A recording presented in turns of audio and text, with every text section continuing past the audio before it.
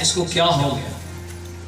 उसका बुद्धि काम नहीं करने लगा, उसका सोच उसके बिल्कुल बदल गए। वो खाना उसने छोड़ने लगा और धीरे धीरे वो अपने ही माता पिता को मारने लगा। अपने ही धीरे धीरे वो पड़ोसियों को मारने लगा और मारते मारते पूरे उस गांव के लोगों को मारना शुरू किया। लोग उसको पकड़ करके उसको बांधने की कोशिश करते, लेकिन जितना उसको बांधते उतना ही वो और भी बिगड़ता चला गया। लोगों के समझ में नहीं आया कि इसको हुआ क्या।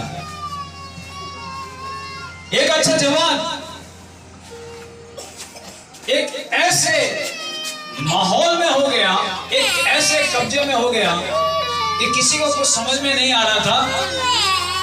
वो समझ ही नहीं रहा था मैं क्या कर रहा हूं। उसका जीवन में उसके मित्र छूट गए, उसके माता छूट गए, उसके पिता छूट गए, उसके रिश्तेदार छूट गए, उसके पड़ोसी छूट गए, उसका सब कुछ छूट गया। उसकी जवानी जो उसकी खुशी के अंदर जवानी की जो थी वो उसके दुख में बदल गई। उसको मालूम ही नहीं कि मैं क्या करता हूं।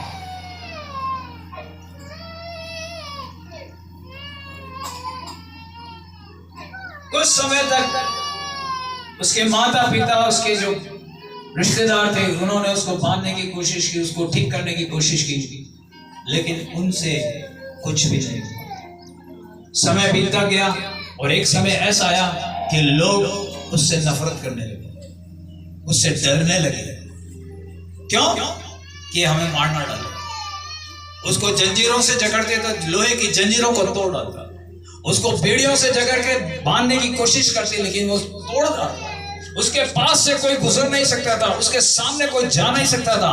वो उसको बिल्कुल जिस तरीके से भूखा सिंह मनुष्य को फाड़ खाता है, उस तरीके से वो क्या कर रहा था, सबको मार रहा।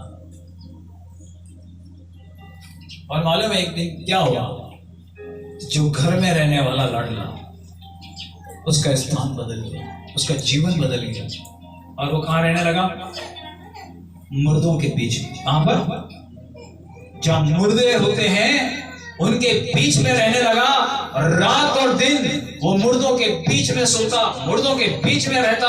उसके लिए जीवन एक अंधकार का जीवन हो गया। वो सोचने लगा यही मेरा जीवन है, यही मेरा सब कुछ है, यही मेरा स्थान है रहने का। और क्या करता? चिल्लाता। और क्या हो गया? अपने कपड़े उतार दिए, पूरा नग्न होकर के उन पहाड़ों पर, उन कब्रों में चिल्लाता फिरता। उसके माता पिता दूर से देखते, क्योंकि जा नहीं सकते थे, और उनको याद आता कि मेरे बेटे